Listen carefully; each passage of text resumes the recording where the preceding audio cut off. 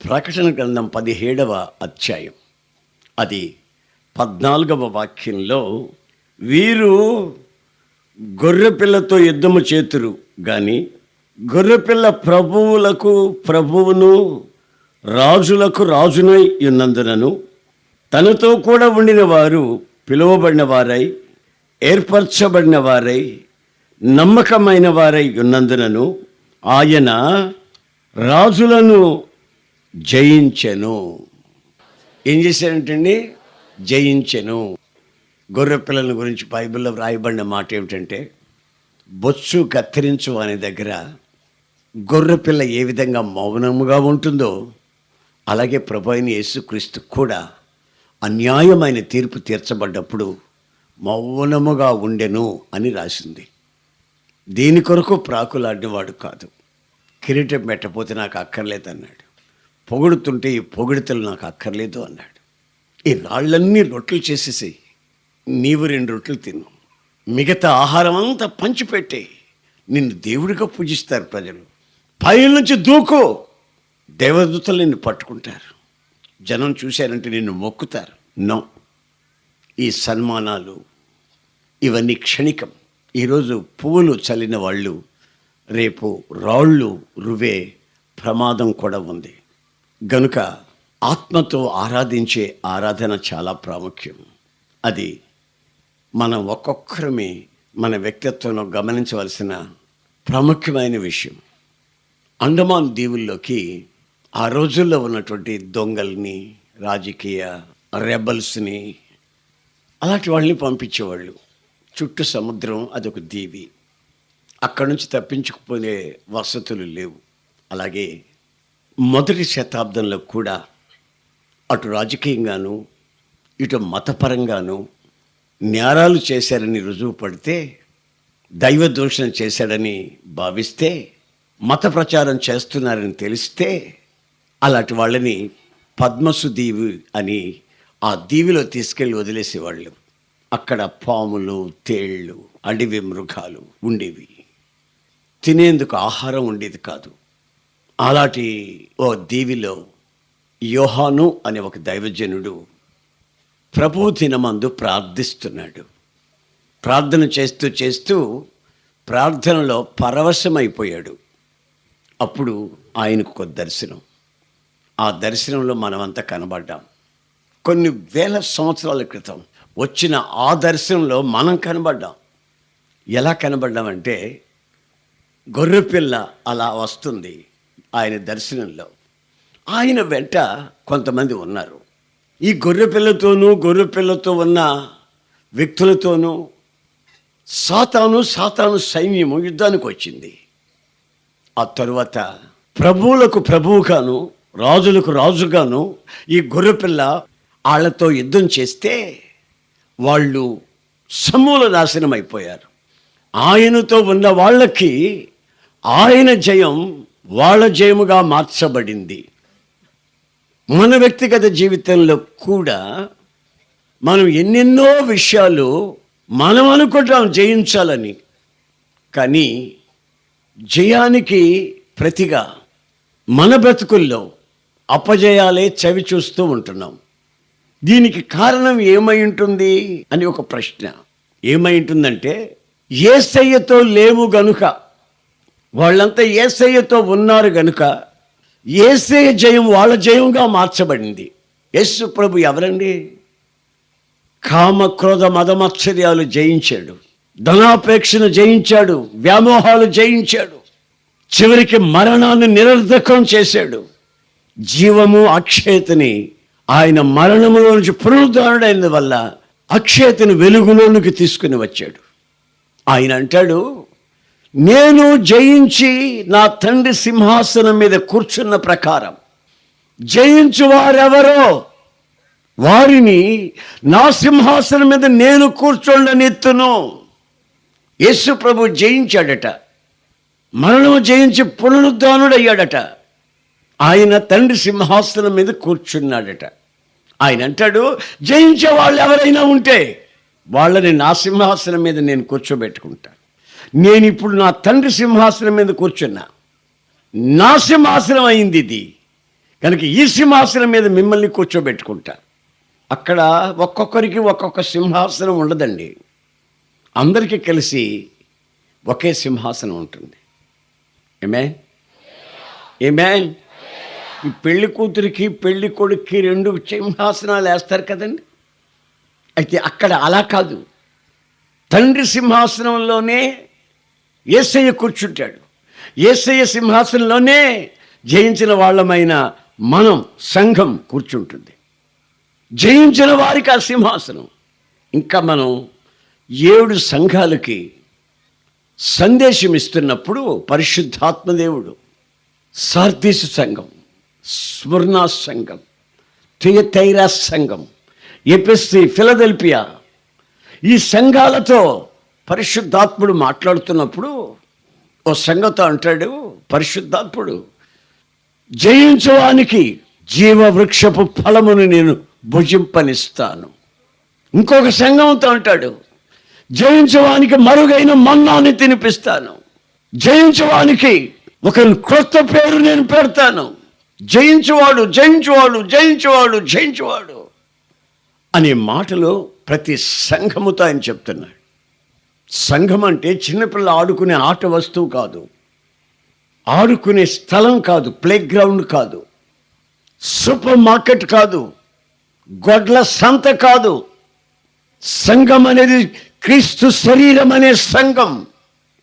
క్రీస్తు యేసులో ఉన్న ఆలోచన చేత పెరుగుతున్న సంఘం, ఆయనతో అంటుగట్టబడిన సంఘం, ఆయన శిరస్సై ఉన్న సంఘం. నా ప్రియమైన సహోదరులారా, ఎంతోమంది జయించిన వాళ్ళని మనం పాత నిబంధన గ్రంథంలో చూస్తాం. యోసేపు జయించాడు. అనేక రకాల చిక్కు సమస్యల్లో పడి ఈ క్షణమో మరో క్షణమో తన కాలు జారిపోయే స్థితి ఏర్పడ్డప్పుడు కూడా అతను జయించాడని రాసింది. యోబు జయించాడు, దానియేలు జయించాడు. ఇలా ఎంతో మందిని గురించి బైబిల్లో చదువుతాం. వాళ్ళు జయించారు, జయించారు, జయించారు. వాళ్ళంతా ఎలా జయించారని మీరు వాక్యంలో శ్రద్ధగా గమనిస్తే వాళ్ళంతా దేవునితో ఉన్నవాళ్ళు. దేవునికి స్తోత్రం. 2 గ్రూపుల ప్రజల గురించి వ్రాయబడి ఉంది. యేసయ్యతో ఉన్నవాళ్ళట, పిలువబడిన వాళ్ళట.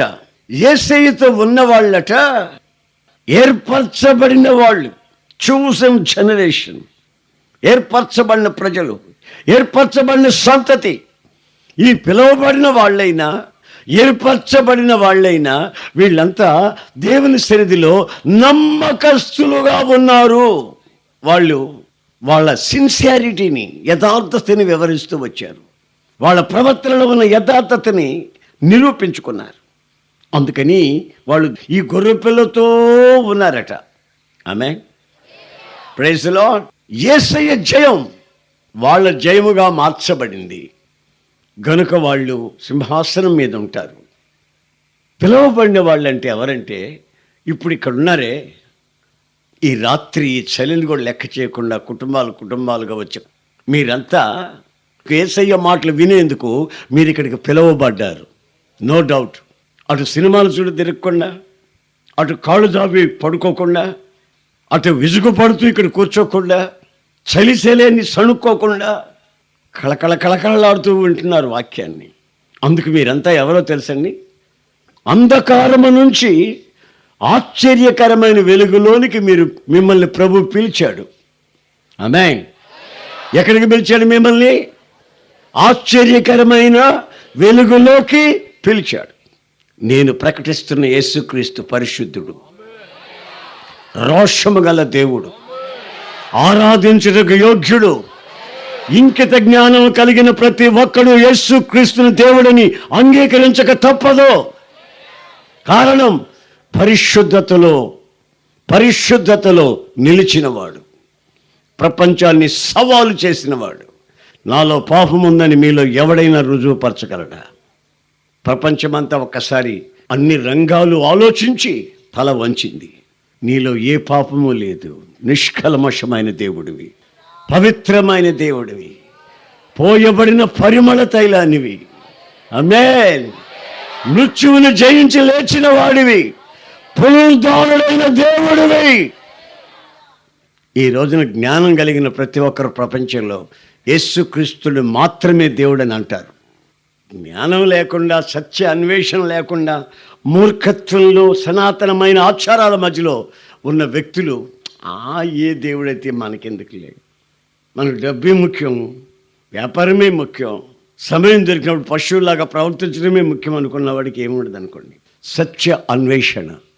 అందుకే ప్రభు అయిన యేసుక్రీస్తు చెప్పాడు, నేనే మార్గాన్ని, నేనే సత్యాన్ని, నేనే జీవాన్ని. నేను లేని జీవం కానీ, నేను లేని మార్గం కానీ, నేను లేని సత్యం కానీ అది సత్యము కాదు, అది అబద్ధం, నిరూపించలేనిది, నిరూపించుటకు చేత కానిది. యేసుక్రీస్తు యొక్క మహత్తరమైన శక్తి, సామర్థ్యం నిరూపించగలిగింది. అకాలమందు పుట్టిన నన్ను నా 17 సంవత్సరాల వయసప్పుడు నా ప్రభువు దర్శించాడు. నేను నా కళ్ళారా చూశాను నా ప్రభువుని. దీన్ని ప్రపంచంలో ఎవ్వడూ కాదనలేడు. నన్ను తీసుకెళ్ళి చేతులు కాళ్ళు నరికి, రక్తాన్ని పిండి, టేపులాగా ఆరబెట్టి, క్యాసెట్లు వేసి చుట్టి, ఆడియో సిస్టంలో పెట్టి చూడండి. ప్రతి అణువు, రక్తంలో ఉన్న ప్రతి పరమాణువు కూడా జీసస్ జీసస్ జీసస్ జీసస్ అని అనకపోతే నన్ను అడగండి వచ్చి. నేను చెప్తున్నది ఎవరిని గురించి? నజరేయుడైన యేసును గురించి. నా ప్రియమైన సహోదర సహోదరులారా, యేసయ్యతో ఉన్నవారు పిలువబడిన వాళ్ళు, మీరంతా పిలువబడిన వాళ్ళు. అయితే మీలో నుంచి కొందరిని ప్రభు వేరు చేశాడు, ప్రత్యేకించాడు, ఏర్పాటు చేశాడు. వాళ్ళు ఎవరయ్యా అంటే, ఇదిగో ఇక్కడున్నారు చూడండి, దేవుని సేవ చేయుటకు వాళ్ళ జీవితాలను అర్పించుకున్న వాళ్ళు. మాకు ఆస్తిపాస్తులు అక్కర్లేదండి, మా యవ్వనాన్ని మేము బలి చేసుకుంటాం, ఆత్మల కొరకు రాత్రి మగలు శ్రమిస్తాం, మా జీవితాలు ఇలాగే ముగించబడితే అత్య చాలు, మా ప్రతిఫలం దేవుని దగ్గర ఉంది అని జీవితాలు సమర్పించుకుంటారే నడుం కట్టుకొని. వాళ్ళు ఎవరంటే దేవుని చేత ఏర్పరచబడిన వాళ్ళు. లోకంలో నుంచి మనల్ని అందరినీ ఆయన ఏర్పరిస్తే మనలో నుంచి కొందరిని ఏర్పరిచాడు. పిలువబడిన వారు చాలామంది, కానీ ఏర్పరచబడిన వారు కొందరు. Something special. ప్రభువు కొరకు గొర్రెపిల్ల ఎక్కడికి వెళుతుందో అక్కడికి ఆయనను వెంబడిస్తూ వెళ్ళేవాళ్ళు. నీ పిలుపైనా, నిన్ను ఏర్పాటు చేసిన ఏర్పాటులోనైనా ఆయన ఎదురు చూస్తున్నది ఏమిటో తెలిసినా, ఆయన నీలో ఉన్నటువంటి నమ్మకమైన జీవితం. నమ్మకమైన జీవితం నీవు ఆయనతో చేయకపోతే, ఆయన వెంబడిస్తున్నప్పుడు చేయకపోతే, పిలుపుకు తగినట్టుగా ప్రవర్తించకపోతే, నిన్ను ఏర్పాటు చేసిన ఏర్పాటుకు తగినట్టుగా నీవు ప్రవర్తించకపోతే, నీవు అపజయాల మయమైపోయే ఆ ప్రమాదం నీకుందని దేవుని వాక్యం హెచ్చరిస్తూ ఉంది. ఆమేన్. హల్లెలూయా, హల్లెలూయా. హెబ్రీ పత్రిక 3వ అధ్యాయంలో మోషేను గురించి ఒక మాట వ్రాయబడి ఉంది. అది 3:5 అనుకుంటాను. చెప్పబో సంగతులకు సాక్ష్యార్థకముగా మోషే పరిచారకుడై ఉండి దేవుని ఇల్లంతటిలో నమ్మకముగా ఉండెను. మోషే దేవుని చేత ఏర్పాటు చేయబడినప్పుడు, దేవుని చేత పిలువబడినప్పుడు, ఈ మోషే దేవుని ఇల్లంతటిలో నమ్మకముగా ఉండెను. ఆమేన్. Praise the lord.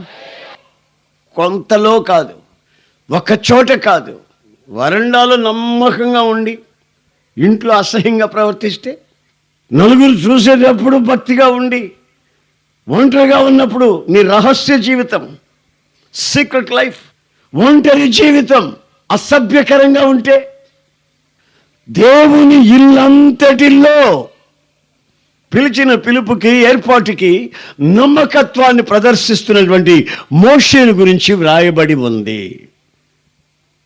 ఇప్పుడు ప్రార్థనకు వచ్చినప్పుడు ఒక రకంగాను, సిటీ బస్సులు ఎక్కినప్పుడు మరొక రకంగాను, ఉద్యోగం చేసే దగ్గరికి వెళ్తే మరొక రకంగాను, వ్యాపారం దగ్గర ఇంకొక రకంగాను ప్రవర్తించావనుకోండి, దేవుడు నిన్ను పిలిచిన పిలుపులో నీవు యథార్థంగా నమ్మకంగా లేవు.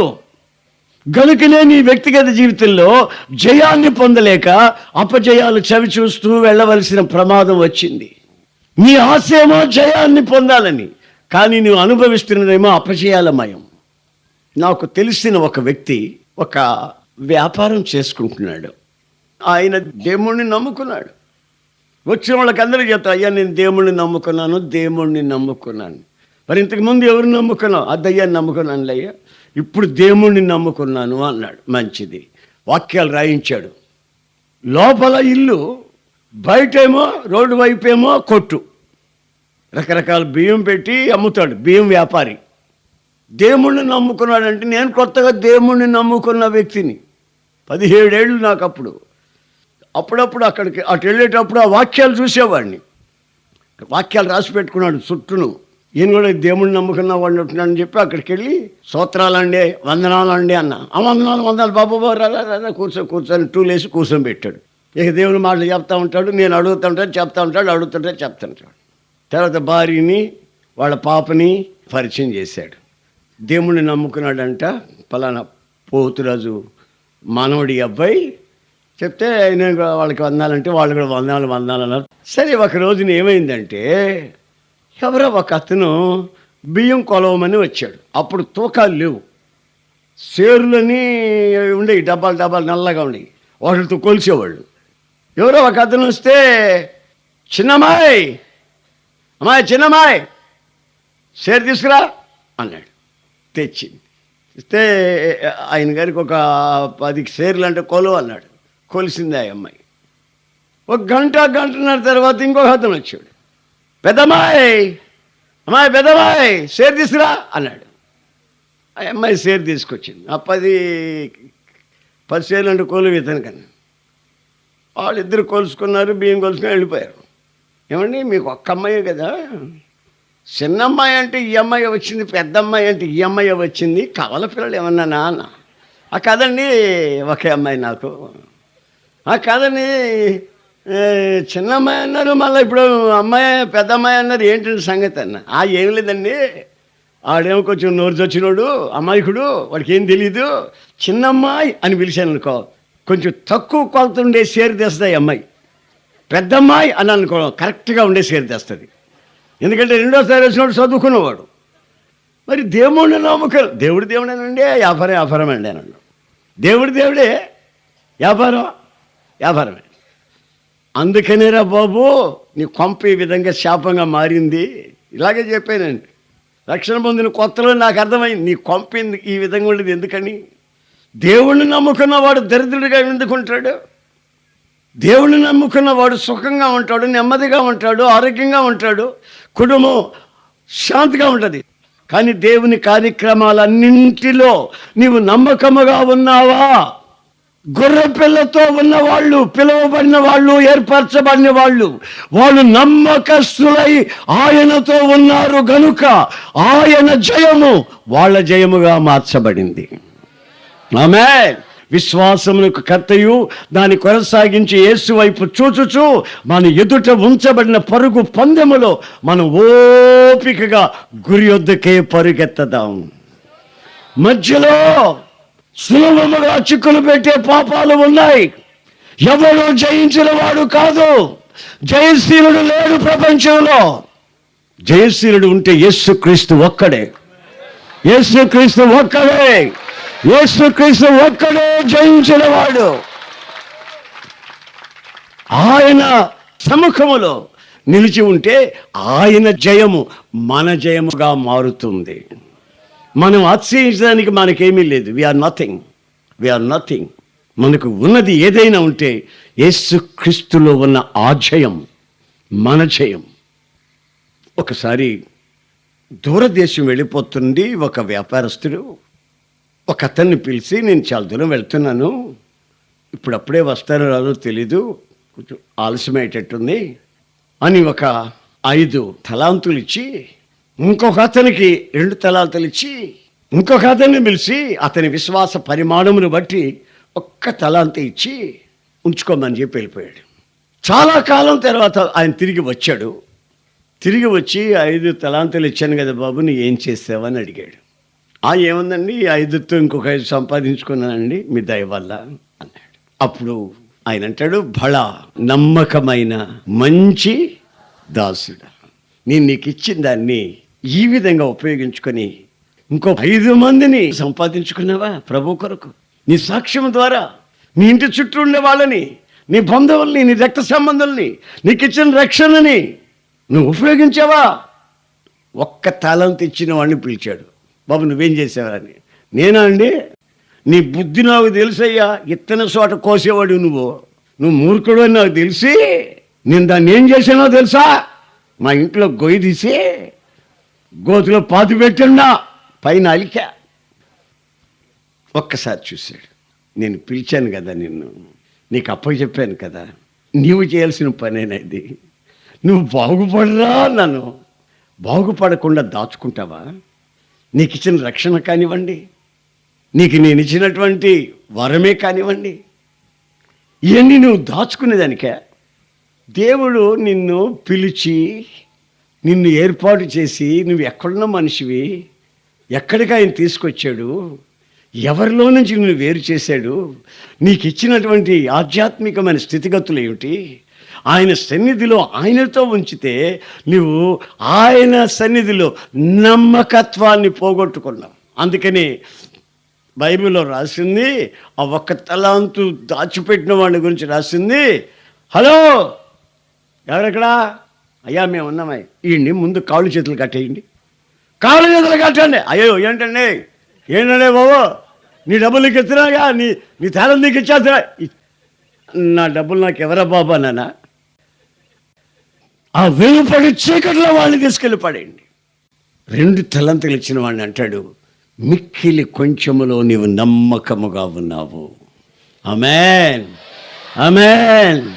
పిలువబడిన ప్రజలారా, దేవుని చేత ఏర్పరచబడిన ప్రజలారా, మీ వ్యక్తిగత జీవితంలో మీరు జయాన్ని పొందుకోవాలనుకున్నప్పుడు మీరు నమ్మకస్తులై ఆయన వెంట ఉండాలి అని ఆయన కోరుకుంటున్నాడు. నాకు తెలిసిన ఒక అతను కొంచెం జీతం ఉన్నప్పుడు నమ్మకంగా ఉండేవాడు. ఏమండి, 3,000 రూపాయలు జీతం వేస్తుంటే నమ్మకంగా ఉండేవాడండి. 300 రూపాయలు తెచ్చి ఇచ్చేవాడు నమ్మకంగా. అప్పుడు నేనేవాడిని, బలా మంచి దాసుడు, కొంచెములో నమ్మకంగా ఉన్నావు అని ఈ వాక్యమే చెప్పి ప్రార్థన చేసేవాడిని. తర్వాత 7,000 అయింది, తర్వాత 10,000 అయింది, తర్వాత 13,000 అయింది. తర్వాత కొంచెం కంప్యూటర్ దగ్గర కొట్టేదానికి నేర్చుకున్నాడు. ఇప్పుడు 50,000-60,000 రూపాయలు సంపాదిస్తాడంట. ఇప్పుడు దేవునికి ఇవ్వాలంటే అమ్మో ఎంత 50,000 సంపాదిస్తే మనం 5,000 దేవునికి ఇవ్వాలంటే మనస్సు రావట్లేదు.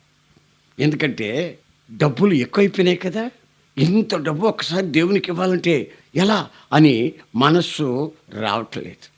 మా ప్రియమైన సహోదరులారా, దేవుని వాక్యం హెచ్చరిస్తుంది. దేవుని ఇంట్లో నమ్మకమైనటువంటి పరిచర్య, దేవుని ఇంట్లో నమ్మకముగా ఆయన ఆరాధించి ప్రతి విషయంలో, ప్రతి కోణంలో ఆయన సన్నిధిలో నీవు ఎంత నమ్మకంగా జీవిస్తున్నావో అనేది ఆయన పరీక్షిస్తే ఆయన జయం నీ జయముగా మార్చబడే అవకాశం ఉంది. నీకు ప్రమాదం ఉండదు, విలువ ఉంటుంది, ఆశీర్వాదం ఉంటుంది. ఎందుకంటే నీవు జయించుచున్నావు గనుక. నీవు అపజయాలమయం అయితే నీ పిల్లల ఎదుట నీకు విలువ ఉండదు, నీ భార్య నిన్ను విలువగా చూడదు, నీ బంధువులు నిన్ను ఘనంగా మాట్లాడరు, పరిస్థితులు తారుమారవుతాయి. గనుక ప్రతి విషయంలో, పిల్లల్ని పెంచే విషయంలో, ఆర్థిక పరిస్థితుల్లో కూడా నీ వ్యక్తిత్వంలో ఆ యథార్థతని ఆయన కోరుకుంటున్నాడు. బైబిల్లో రాసింది, జయించు వానిని నా ఆలయములో ఒక స్తంభముగా నేను పెడతాను. దేవుని మందిరములో నిన్ను సాక్ష్యము గల స్తంభంగా, భారం భరించే స్తంభంగా. స్తంభం అంటే అర్థం ఏంటంటే భారాన్ని భరించేది. కష్టమైన, నిందైన, అవమానమైన, ఖర్చైన భారం వహించేదానికి నేను ఉన్నాను అని సిద్ధపడి నిలబడటం. జయించిన వాడు ఎవడో వానిని నేను స్తంభముగా నిలబెడతాను.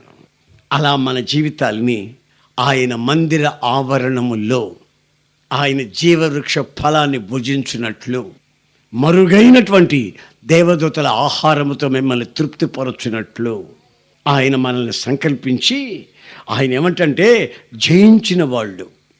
ఎవరయ్యా జయించేవాళ్ళంటే నాతో ఉన్నవాళ్ళు, నాతో ఉన్నవాళ్ళు. నేను యుద్ధం చేస్తాను. జయిస్తాను, ఆ జయం మీదే అవుతుంది. కనుక జయించిన వాళ్ళు. ఇంకొక వాక్యం మీరు చదవండి, 78వ కీర్తన 78:36. అయినను వారి హృదయము ఆయన ఎడల స్థిరముగా ఉండలేదు, ఆయన నిబంధనను వారు నమ్మకముగా గైకొనలేదు. దేవునితో ఒక నిబంధన చేశారట, ఆ నిబంధనని నమ్మకముగా వాళ్ళు గైకొనలేదట. అంటే నిబంధనలు అప్పుడప్పుడు మీరుతున్నారు. ఎప్పుడు నిబంధన చేశారు? నామకార్థపు క్రైస్తవులైతే పెళ్ళికి ఒక నిబంధన చేస్తారు.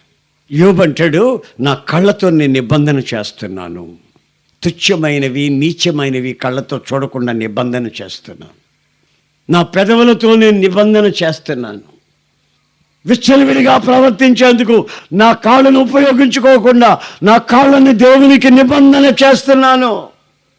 దేవునితో నీ చేతులు, నీ కాళ్ళు, నీ అవయవాళ్ళు అన్ని, నీ మనస్సుని ఆయనతో నిత్య నిబంధన చేసి ఆ చేసిన దానికి నమ్మకంగా, ఏదైనా కష్టాలు బాధలు వచ్చాయనుకో అప్పుడు నిబంధనలు, ఒడంబడికలు, మొక్కుబడులు, తీర్మానాలు, వీటన్నింటికి నమ్మకమైనటువంటి వ్యక్తిగా నువ్వు ఉండాలని కోరుకుంటున్నాడు. ఆ నమ్మకత్వాన్ని నువ్వు ఎప్పుడైతే విడిచిపెట్టి చంచల మనస్సు కలిగి అప్పుడు ఎప్పుడో తెలియజేశానులే, అవన్నీ దేవుడి జ్ఞాపకం ఉంటాయా, నాకు మాత్రం జ్ఞాపకం ఉంటాయా, ఈ వయసులో అవన్నీ మనం అవలంబించగలమా అని అనుకున్నారనుకోండి, ఆ తర్వాత ప్రమాదంలో చిక్కే ఆ అవకాశాలు ఉంటాయి. నీ కాలు జారిపోయే ప్రమాదం ఉంటుంది. అనేక మంది దేవుని ఎరిగి కూడా దేవుణ్ణి ఎరగనన్నట్టుగా ప్రవర్తించే వాళ్ళని నేను చూస్తుంటాను. ఎప్పుడు కాలు జారిపోతుందో జారిపోతుంది. కల కనిన వాడు కల మర్చినట్టుగా దేవుడు వాళ్ళ బ్రతుకులను కూడా మర్చిపోతున్నాడు. గనుక నా ప్రియమైన సహోదరులారా, ఇదిగో నా 2 చేతులు జోడించి దండం పెట్టి మీకు చెప్తున్నాను, ఈ ప్రార్థనకు వచ్చిన మీరు ధన్యులు. ఈ మాటలు వింటున్న మీ చెవులు ధన్యమైనవి. ఈ మంచు కురిసినట్లే ఆయన ఆశీర్వాదం మీ మీద కురుస్తుంది. మీరు దేవునితో నిత్య నిబంధన చేసి దాన్ని కాచుకొనవలసిన అవసరం ఎంతైనా ఉంది. వాక్యం అంటుంది, గొర్రెపిల్లతో యుద్ధం జరిగింది. నేను ప్రకటిస్తున్న యేసుక్రీస్తు మాట ఇచ్చి మార్చుకోడు. హల్లెలూయా. ఆయన ప్రభువులకు ప్రభువు, రాజులకు రాజు. హల్లెలూయా. ప్రతి సింహాసనం ఆయన సింహాసనం ఎదుట తల్ల క్రిందులయ్యే రోజు రాబోతుంది. ఆమేన్. ఆయన అధికారం కింద ప్రపంచం ఈ రోజున ఉన్నది ఉన్నది ఉన్నది ఇక మీదుగా ఉండబోతుంది. ప్రపంచాన్ని ఏకగ్రీవంగా పరిపాలించు చక్రవర్తి నా ప్రభువైన యేసుక్రీస్తు. నీ జీవితాన్ని పరిపాలించేవాడు, నీ జీవిత సమస్యని నిర్మూలపరచగలిగిన వాడు. ఆయనతో ఉన్న సైన్యం దేవదూతల సైన్యం. దూసిన కత్తిని చేతబట్టుకున్న రోషం గల దేవుడు ఆయన. ఆమేన్. హల్లెలూయా. స్తుతికి పాత్రుడు యేసుక్రీస్తు ఒక్కడే. దేవుడు అంటే యోగ్యుడు యేసుక్రీస్తు ఒక్కడే. ప్రపంచానికి ఏకచక్రాధిపతి యేసుక్రీస్తు ఒక్కడే. దైవత్వం యొక్క సకల పరిపూర్ణతలు నింపబడిన వాడు యేసుక్రీస్తు ఒక్కడే. ఆయనతో ఉన్నవారు నమ్మకస్తులు, ఆయనతో ఉన్నవారు పిలువబడిన వాళ్ళు, ఆయనతో ఉన్నవాళ్ళు ఏర్పరచబడిన వాళ్ళు. ఆయన జయం ఆయన పనుల జయం. గనక జయించువాడెవడో ఆయన సింహాసనం మీద కూర్చుండబెడతాడు. మన ప్రభువు కొరకు జీవిద్దాం, రోషంగా బ్రతుకుదాం, 4 రోజులు బ్రతికినా పవిత్రంగా బ్రతుకుదాం అని ఒక నిర్ణయం. చూస్తున్నవన్నీ క్షణికమైనవి, ఏది శాశ్వతమైనవి కావు. నీ ఆత్మ శాశ్వతమైంది, అమరత్వం కలిగింది. నిత్యుడగు దేవుని ఎదుట ఉండవలసిన నీవు ఇప్పుడు ఎక్కడ ఉంటున్నావు, ఏం చేస్తున్నావు? 1000 సంవత్సరాల క్రితమే యోహాను ఈ దర్శనాన్ని చూస్తున్నాడు. ఆయనతో ఉన్న వాళ్ళని నేను చూశాను. వాళ్ళు పిలువబడిన ప్రజలు, ఏర్పరచబడిన వాళ్ళని చూశాడు. నమ్మకస్తుల్ని చూస్తున్నాడు, రాజుల రాజుని చూస్తున్నాడు, ప్రభువుల ప్రభువుని చూస్తున్నాడు. అంతటి ఘననీయుడైనటువంటి ఆయన్ను ఆరాధించే ప్రజలు ఎలా ఆరాధించారు?